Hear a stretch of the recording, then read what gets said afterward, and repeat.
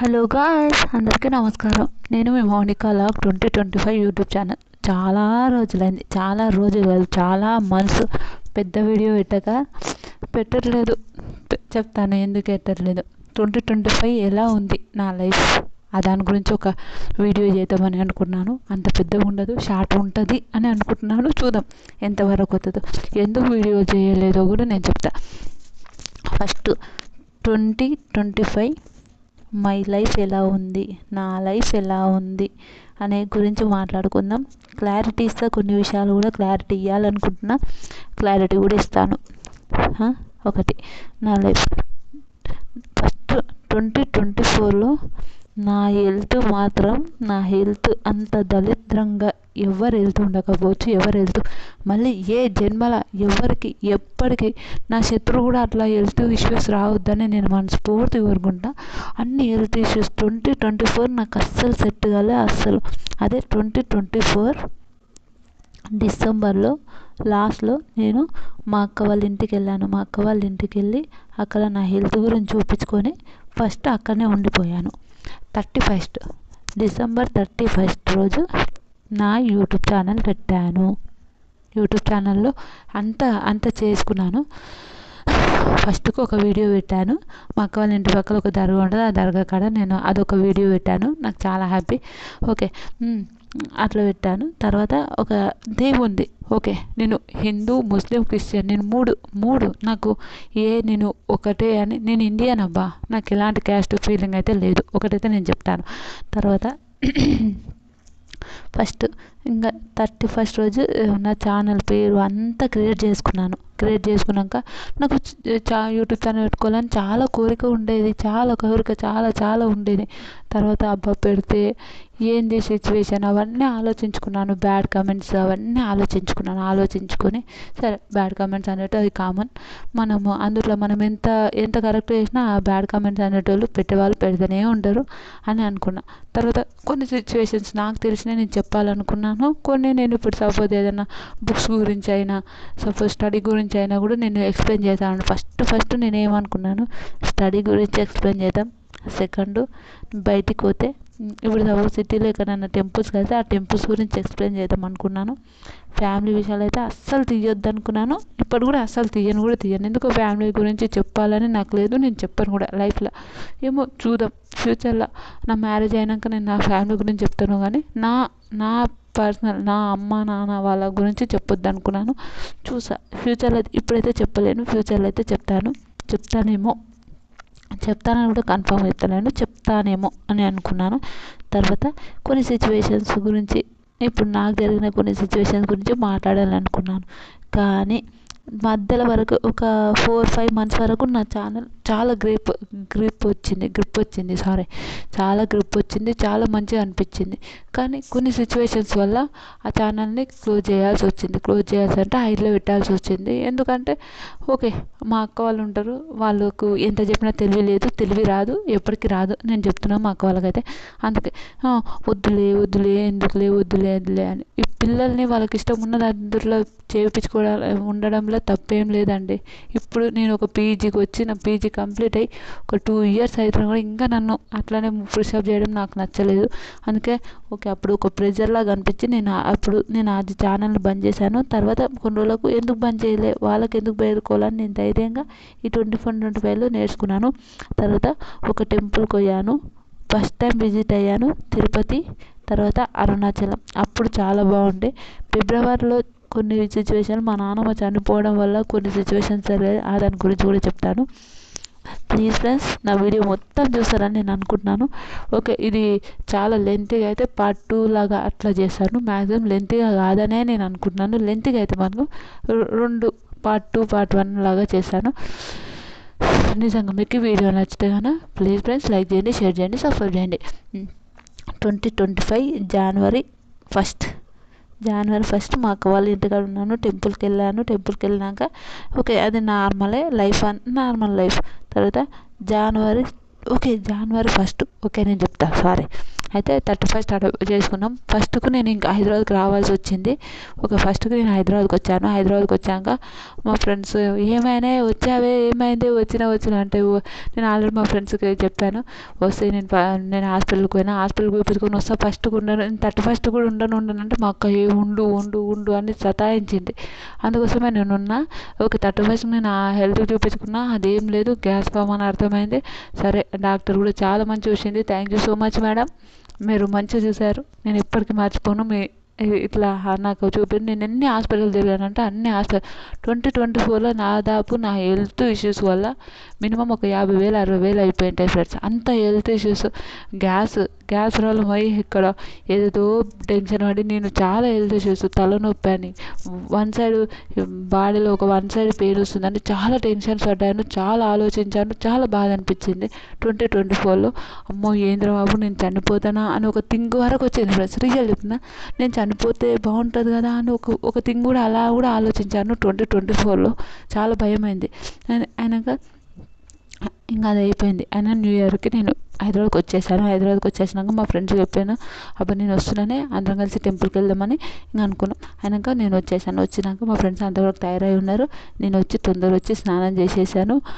ఆడ కూడా స్నానం చేసినా కానీ మళ్ళీ బస్సులో వచ్చినా కదా, టెంపుల్కి పోతున్నా కదా అని మళ్ళీ వచ్చి స్నానం చేశాను. వచ్చి ఫ్రెష్ అప్ అయ్యి స్నానం చేసి టెంపుల్కి వెళ్ళాం. టెంపుల్కి వెళ్ళిన తర్వాత మా హాస్టల్లో డబుల్ కా మీఠా పెట్టారు, చాలా బాగుండే, నచ్చింది, క్యూట్ నిజంగా బాగుండే. తిన్న తర్వాత ఇంకా అది యథావిధిగా కామన్గా ఇంకా అంతే. మళ్ళీ కాంపిటీషన్ ఎగ్జామ్స్ ఉన్నాయని మనం చదువుకోవాలి కదా, తప్పదు కదా. అట్లానే అనుకున్నా.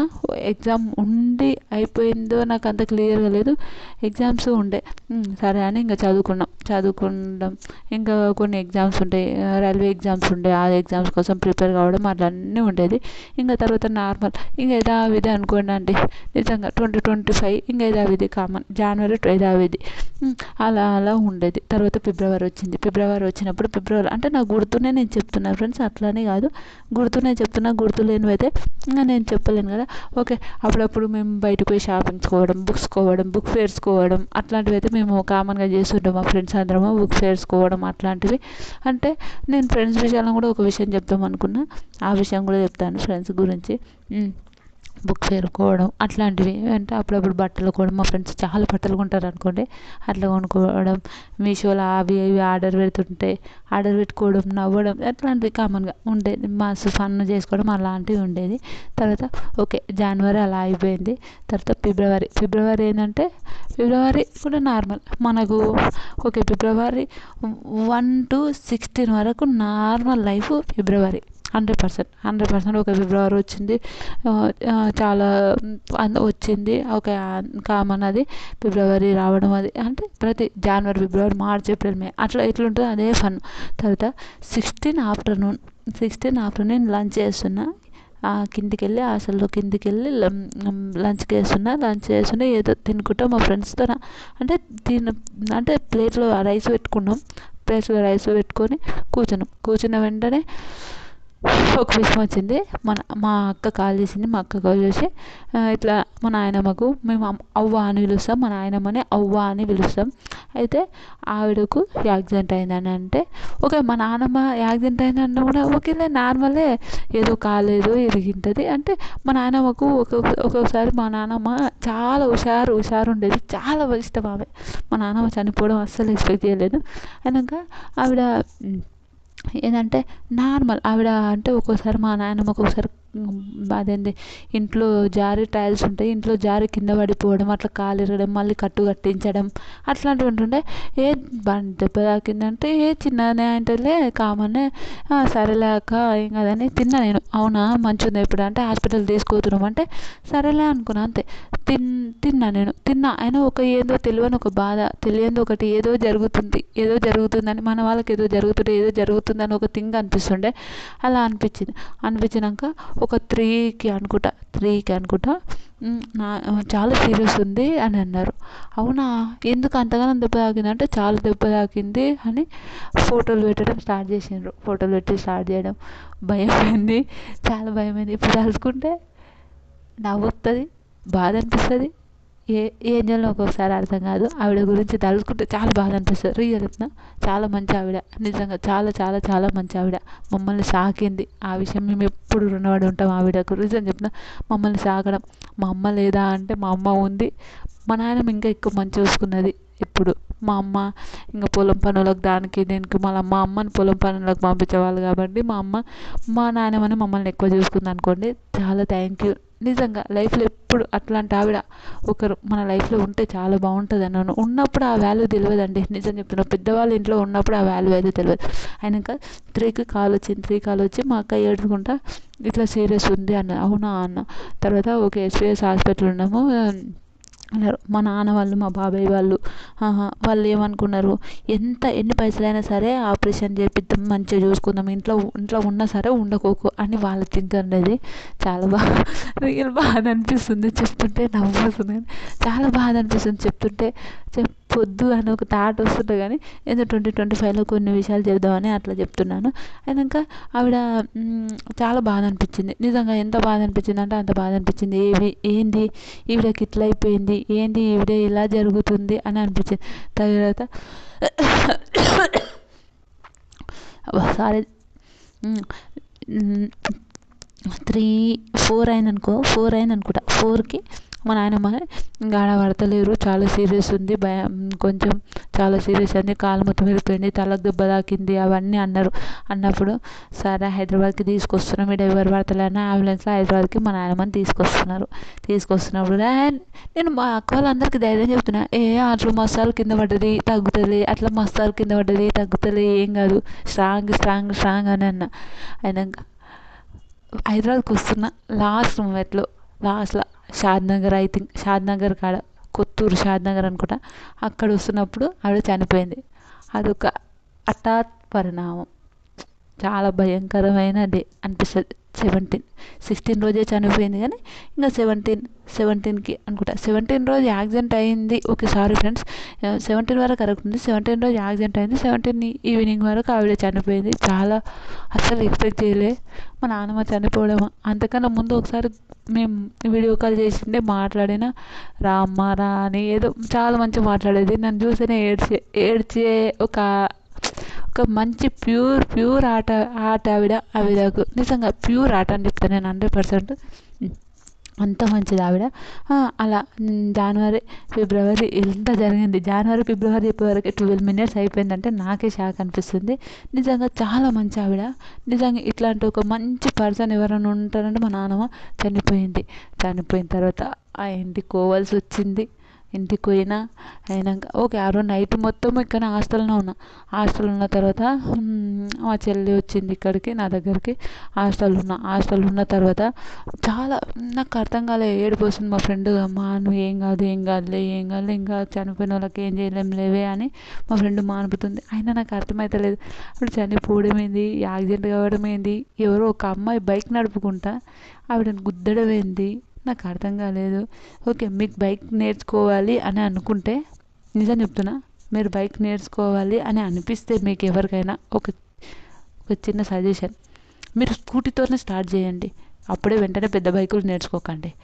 ముందర ఎవరు వస్తుండ్రో గ్రౌండ్స్ ఉన్నాయి చూడండి, గ్రౌండ్లో నేర్చుకోండి. మెయిన్ రోడ్ మీదకి వచ్చి ఒకరిని గుద్ది సంపాంతా మీకు అది లేదు 100%. నేను అదొకటైతే చెప్తా, మీకు ఆ రైట్ అయితే ఇప్పటికీ లేదు, ఉండదు, రాదు 100%. నేను అదొకటైతే చెప్తా అంతా. అయినాక ఆవిడ ఇంకా నైట్ మొత్తం నిద్రనే వస్తలేదు అసలు. భయం అవుతుంది, పొద్దు ఎప్పుడు ఎక్కుతుంది, ఉదయం ఎప్పుడవుతుంది, వెళ్ళిపోదాం, ఉదయం ఎప్పుడవుతుంది. నైట్ ఆల్రెడీ మాకు 5:30 6 అయింది అనుకుంటా, నాకు చెప్పడం 6 అయింది, 6:30 అయింది ఆల్రెడీ. 6:30 అయిన వెంటనే టెన్షన్ అయిపోయింది. అమ్మో 6:30 అయింది, మళ్ళీ ఇక్కడ నుంచి ఊరికి వెళ్ళి మళ్ళీ అక్కడ నుంచి మళ్ళీ విలేజ్కి వెళ్ళాలి, చాలా ఇబ్బంది కాబట్టి ఏం అనలేక సరే ఉందాం, ఉదయం వెళ్దాం అనుకొని వచ్చి ఏం చేశారు, ఉదయమే రండి అని ఇంకా చెప్పారు. ఇంకా ఆల్రెడీ మా నాయనమ్మని ఆల్రెడీ హాస్పిటల్లో పెట్టేసారు, అంటే ఇంటికి తీసుకురాలి, మనం ఆల్రెడీ హాస్పిటల్లో పెట్టేశారు. అది కేసు అయింది కాబట్టి ఇంటికి తీసుకురానికి రాదు. అయినాక ఇంకా నెక్స్ట్ డే ఉదయం లేచాను. 18 ఉదయం లేచానంటే నిద్రనే లేదనుకోండి. ఉదయం 6 o'clock బస్ ఎక్కితే 10 అయింది. టెన్ అయినాక ఒకతోని బస్ ఆపిండు, గంట సేపు ఆపిండు. ఎప్పుడు ఆపను ఒక ప్లేస్లో బస్ ఆపి డ్రైవర్ కూడా నాకైతే చిన్న కోపం రాలేదు, భయమైంది. ఏంద్ర బాబు ఎప్పుడు ఆపని బస్సు ఆపడం అదే అనిపించింది. గంట సేపు ఆపారు. ఆపిన తర్వాత పోయినాం. ఇంకా అయిపోయిన తర్వాత చాలా రోజుల తర్వాత ఒక కొత్త ఊరులాగా అనిపించింది. నా సొంత ఊరే, కొత్త ఊరులాగా అనిపించింది. వెళ్ళిన తర్వాత అక్కడ ఉన్న క్రౌడ్ అదంతా విచిత్రంగా ఉంది. అందరు విచిత్రంగా చూస్తున్నారు. ముందు ఆవిడ లేదు. అమ్మో చాలా బాధ అనిపించింది. తర్వాత మేము అందరం పోయినా కూడా ఆవిడ ఇంకా హాస్పిటల్లో ఉంది. ఆవిడ శవాన్ని ఇంకా తీసుకురాలేదు. అదొకటి చాలా బాధ అనిపించింది. ఆవిడ నిజంగా చాలా మంచి ఆవిడ. ఎక్కడున్నా ప్రశాంతంగా ఉండాలి. సరే, మా ఇంట్లో ఎవరెవరు ఉన్నారో వాళ్ళందరిలో ఎవరికో ఒకరికి పుట్టినా చాలు, ఆవిడలాగానే సేమ్ ఉంటే చాలు అని ఒక థింక్ అనిపిస్తుంది ఒక్కొక్కసారి. ఓకే, సారీ నేను ఎంతసేపు చెప్పాను మా నాయనమ్మ గురించి. అంటే మా నాయనమ్మ గురించి ఒక వీడియో కూడా తీశాను, కానీ ఆ వీడియో నేను ఎప్పుడు అప్లోడ్ చేశాను, అదే హైడ్లో పెట్టాను. అందుకోసం నేను మళ్ళీ ఈ వీడియో ఇప్పుడు చేశాను. అది ఫిబ్రవరిలో జరగరాంది. ఇప్పటికైనా మా నాన్న ఈరోజు నేను ఇట్లా చేసిన మా నాన్న బతికి ఉంది కదా, ఎందుకు ఈ వీడియో అనే ఒక థాట్ అనిపిస్తుంటుంది. కానీ ఆవిడ చనిపోయిందని ఇప్పటి కూడా ఆవిడ చనిపోయినట్టు అనిపించదు కూడా అనిపించదు ఇంట్లో. నిజంగా ఆవిడ ఉంది కదా అని అనిపిస్తుంది. వాళ్ళ కొడుకులు నిజంగా అట్లా వాళ్ళ కొడుకులు అయితే సూపర్ అనుకోండి. చాలా మంచిగా మా చిన్న బాబాయ్ ఒకటే చెప్తా. మా చిన్న బాబాయ్ ఉంటాడు. ఆయన ఏడవంగా నేను ఏ రోజు రీజన్ చెప్తున్నా, ఆయనకి ఏడుపు కూడా వస్తుందా అనుకుంటుంటే ఎప్పుడు చాలా నిజంగా. మా ఇంకొక బాబాయ్ ఏడుస్తాడు, అది నాకు తెలుసు. మా చిన్న బాబాయ్ ఎప్పుడు ఏడవంగా చూడలే. అదే మా బాబాయ్ ఏడుస్తున్నప్పుడు నాకు ఒకటేసారి షాక్ అయిపోయినా. అబ్బా, వాళ్ళ మమ్మీ వాళ్ళు ఏడుస్తారు 100%. వాళ్ళ అమ్మ చనిపోయిన వాళ్ళ ఏడుస్తారు. మా నాన్న అయినా వాళ్ళ బాబాయ్ అయినా ఎప్పుడు ఏడవాడు. బాబాయ్ని చిచ్చా అని పిలుస్తామని మా చిన్న బాబాయ్ని. ఏడవాడు. ఆ బాబాయ్ ఆ రోజు ఏడవడంలా షాక్ అయిపోయినా. అమ్మా, నాకు చూడలేకపోయినా. మా నాయనమ్మ శవాన్ని తీసుకొని వస్తున్నప్పుడు మా అత్త కూతురు వెనుక తల దాచిపెట్టుకున్నా. నేను చూడలేకపోయినా. ఆవిడ ఎప్పుడు ఒకటేంటంటే ఎప్పుడు ఉరుకులాడేది. అక్కడ ఎప్పుడు ఉరుకులాడుతుంది. ఆవిడని ఈరోజు ఇట్లా మోసుకొని 4 మెంబర్స్ మోసుకొని వస్తుందంటే అదొకటి.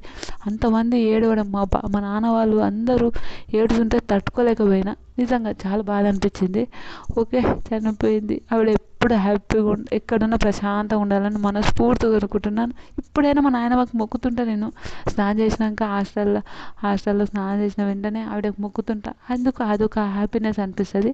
ఓకే, తర్వాత ఇంకా అయిపోయింది. 2 days ఉన్నాను ఇంటికి. ఇంకా మళ్ళీ వచ్చేసాను. ఇక్కడ హైదరాబాద్కి వచ్చాను.